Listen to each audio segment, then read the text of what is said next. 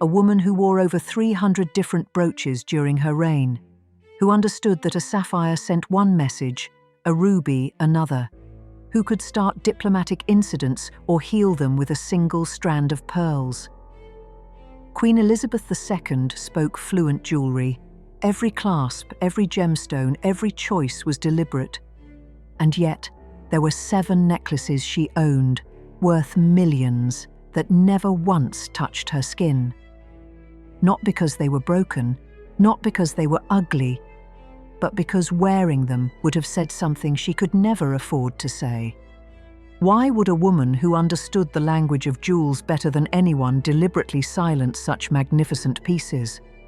Some carried dangerous political whispers, others held memories too painful to revisit, and a few, well, they were simply too beautiful for a woman who learned that being queen meant choosing duty over desire.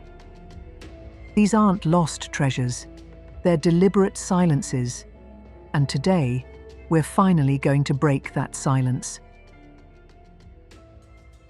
Queen Alexandra's wedding necklace. Our first story begins with one of the most romantic gifts in royal history. In 1863, Prince Albert Edward, the future King Edward VII, commissioned Garrard to create something spectacular for his bride, Princess Alexandra of Denmark. The result? A breathtaking wedding necklace featuring 8 large clusters of diamonds and pearls, with detachable pear-shaped pearl drop pendants. Alexandra wore it on her wedding day, and it became one of her most treasured possessions. She was so creative with it, sometimes adding extra diamond pendants from other pieces to make it even more impressive. After Alexandra's passing, the necklace journeyed through the royal family, first to Queen Mary, then to Queen Elizabeth, the Queen Mother. And here's where it becomes truly special. The Queen Mother absolutely adored this piece. She wore it constantly throughout the post-war years, pairing it with her Greville tiara at state banquets and grand occasions. It became her signature look, a symbol of old-world royal glamour. When Queen Elizabeth II inherited this magnificent necklace after her mother's death in 2002, everyone expected to see it grace the neck of the reigning monarch. But she never wore it, not once. Why? By the late 20th century, the Victorian grandeur of this piece likely felt too ornate for Elizabeth's streamlined style. But there's something deeper here. This wasn't just any necklace. It was her mother's absolute favourite, worn at her own daughter's weddings, at countless state banquets. Perhaps Elizabeth felt it was so intrinsically linked to her mother that wearing it would feel like stepping into someone else's story. For 16 years, it remained untouched. Until October 2018, when Catherine, Princess of Wales, brought it spectacularly back to life at a state banquet. After 25 years of silence, the necklace finally sparkled again, proving that sometimes the greatest gift a queen can give is preserving something precious for exactly the right moment. Queen Mary's Art Deco Emerald and Diamond Choker. From pearls and sentiment, we move to bold, theatrical emeralds. In the early 1920s, Queen Mary commissioned Garrard to create something striking using emeralds she'd received from Indian dignitaries during the 1911 Delhi Durbar, the famous Cambridge emeralds presented by the Ladies of India. The result was pure Art Deco drama, a sleek choker featuring huge cabochon emeralds nestled in a collar of diamonds, bold, geometric, and absolutely theatrical. Queen Mary loved its dramatic flair. But when Elizabeth II inherited it, she never wore it publicly. The piece's very qualities that Mary adored, its dramatic size and Art Deco flash, made it a poor match for Elizabeth's more conservative taste. But this story has a delicious twist. In 1981, Queen Elizabeth gave the emerald choker to her new daughter-in-law, Lady Diana Spencer, as a wedding present, and Diana made it legendary. In 1985, during a gala in Melbourne, Diana tried to hastily pull the choker over her head and it got stuck around her forehead. Instead of panicking, the young princess embraced the mishap. A friend suggested she just leave it there. It's young and fun, like you. Diana did exactly that, wearing the emerald choker as a jazzy bandeau headband across her forehead while dancing with Prince Charles. The photos became iconic. The Queen was reportedly outraged by this unorthodox use of a royal heirloom. But for the public, it cemented Diana's image as the vibrant modern princess who could transform historic jewels into something playfully chic. After Diana's death, the choker returned to the vault. Then, in December 2022, it made a triumphant comeback on Catherine, Princess of Wales. A poignant full-circle moment, honouring both Diana's legacy and Queen Mary's original vision. Queen Mary's Love Trophy Collar. In 1901, the new Princess of Wales, Mary of Teck, commissioned an exquisite Love Trophy collar necklace. And she didn't just buy it, she literally pulled together her inheritance to create it. She used diamonds from star earrings her mother had given her, 7 diamond stars from her grandmother, and a diamond brooch from her aunt. These sentimental gems were refashioned into a single spectacular collar featuring 7 linked panels, each depicting an ancient trophy of love motif: Cupid's bow, a quiver of arrows, and a flaming torch, all tied with ribbons and laurel wreaths. This Louis XVI-style iconography was Mary's nod to love and fidelity, celebrating her marriage to the future George V. It represented not only opulence, but the amalgamation of beloved family mementos into a new creation. Mary wore it proudly in the early 1900s, but by the end of World War I, such tall, inflexible dog collar necklaces were hopelessly out of style. The carefree 1920s favoured looser, modern jewellery. Queen Mary eventually passed it to her daughter-in-law, the future Queen Mother, in the 1930s. But neither the Queen Mother nor Queen Elizabeth II ever wore this necklace in public. Elizabeth, with her preference for simpler pearl chokers, likely found the Love Trophy collar far too stiff and antiquated. But here's the wonderful news. Queen Mary's Love Trophy collar still exists intact. In 2025, it went on public display for the very first time at the Edwardian's Age of Elegance exhibition at Buckingham Palace. Visitors can now marvel at the delicate bows, arrows, and torches in diamonds, a piece literally built from Queen Mary's love and family history, preserved in pristine condition. The Greville Emerald Necklace. Our next piece arrives wrapped in mystery and intrigue. The Greville Emerald Necklace entered royal hands as part of the famous Greville Bequest, the staggering collection of jewels left to the Queen Mother by Dame Margaret Greville in 1942. In 1929, Mrs. Greville had Cartier's London workshop create a magnificent 2-row diamond necklace with emeralds. 17 graduated diamond plaques linked into a grand collar with prominent emeralds adorning the central motifs.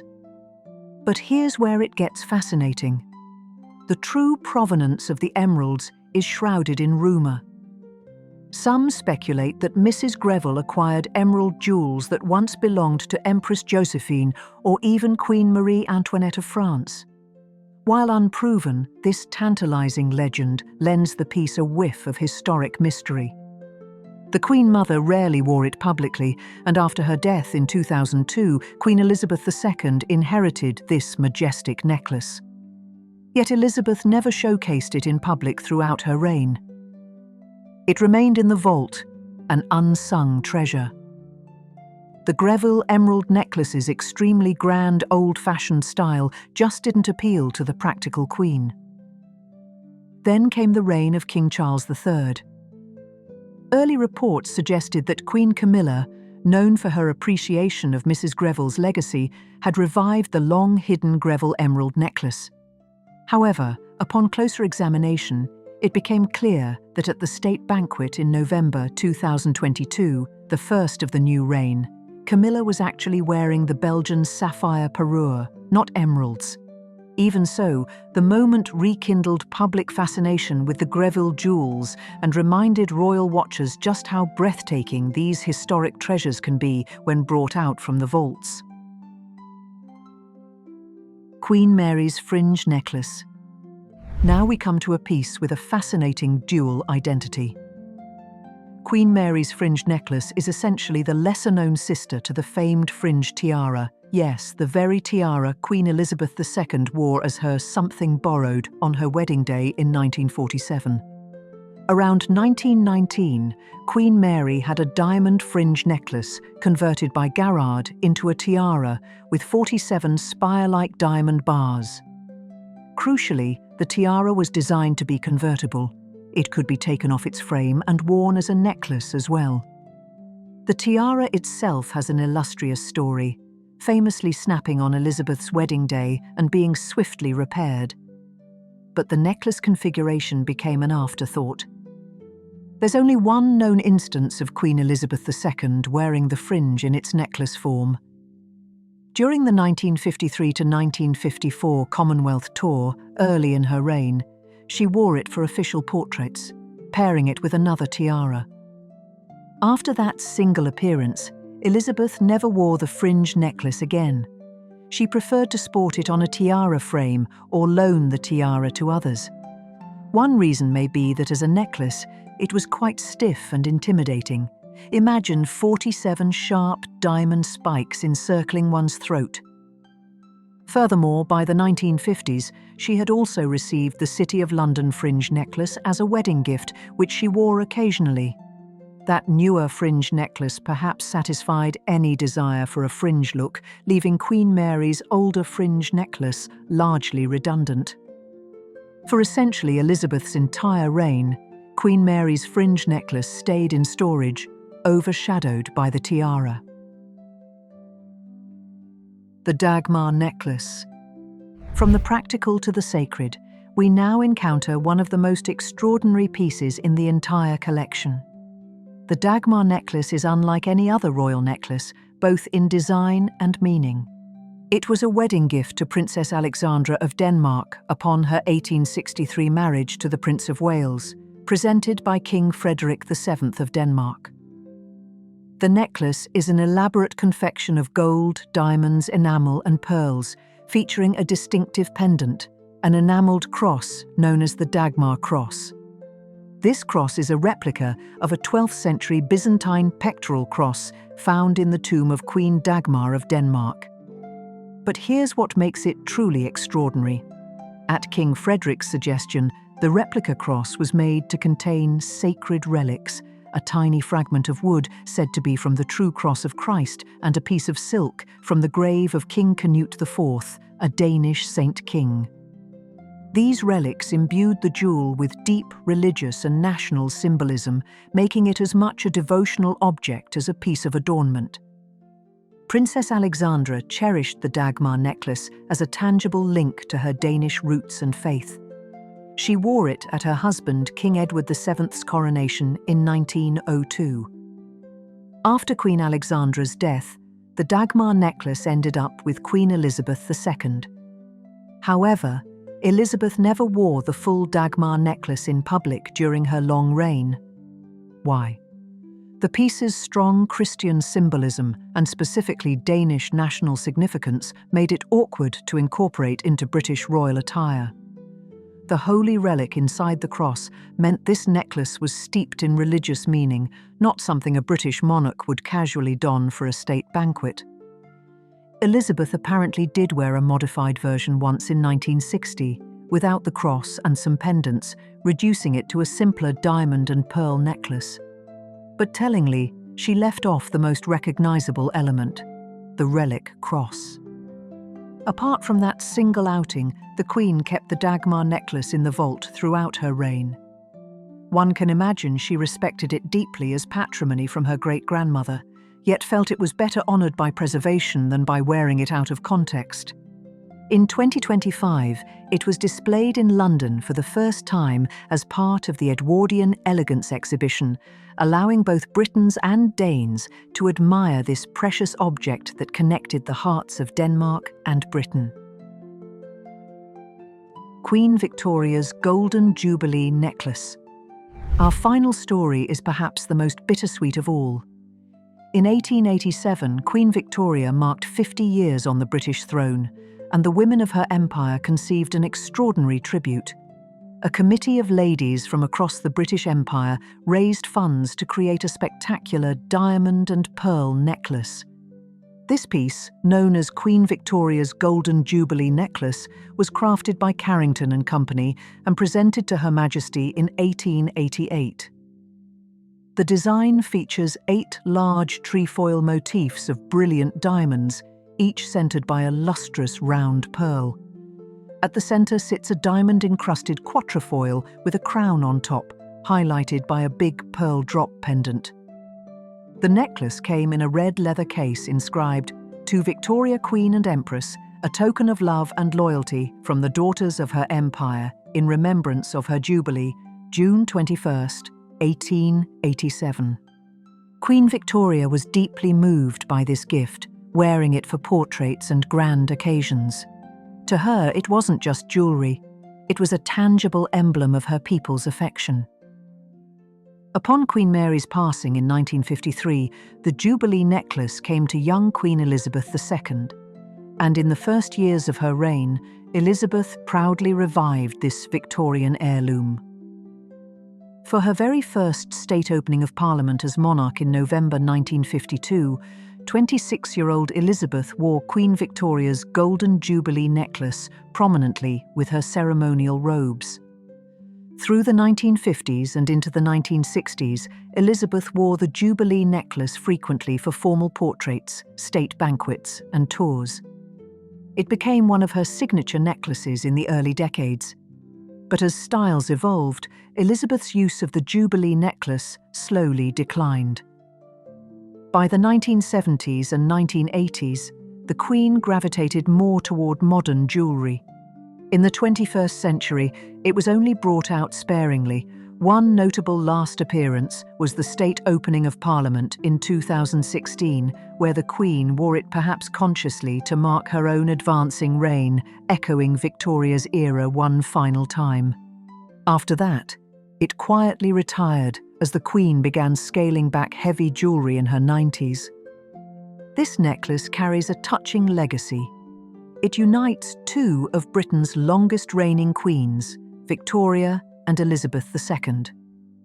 One can imagine young Elizabeth in 1952 fastening that crown motif necklace and reflecting that Victoria had held the same pearls and diamonds, a sort of handshake across time between the only 2 queens to celebrate jubilees of such length.